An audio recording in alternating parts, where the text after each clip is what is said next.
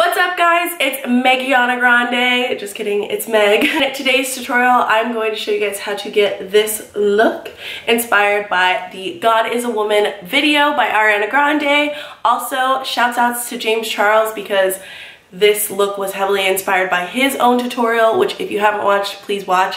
And yeah, I'm very excited. I've been waiting a very long time to recreate this look, and Halloween was my perfect excuse. So if you guys want to see how I got this look, keep on watching.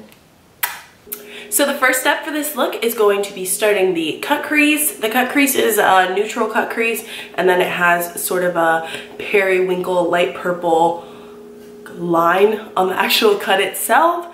And so to achieve this cut crease, I'm going in with our Hotel Heiress bronzer and our Tarte Pro palette. Just put that pony behind me.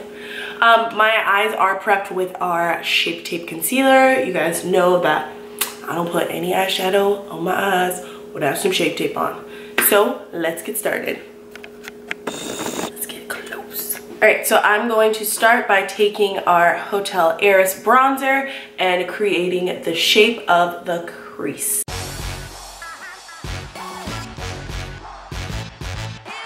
Next, I'm gonna take the shade down here, Edgy, and pop that on the bottom of our crease to add dimension. I'm gonna go in with a bit of a smaller blending brush.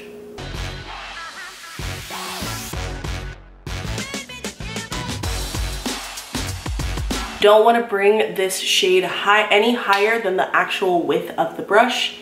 We're gonna keep that at the bottom so we get a nice ombre effect. And then with a precision brush, I'm gonna go ahead and add some black, which is in our Pro palette. It's the shade Punk, the black shade in the Pro palette. And just very, very delicately add that even under the dark brown that we just added. Oh, she pigmented. Oh, I forgot how pigmented that black was. All right, baby steps, Meg.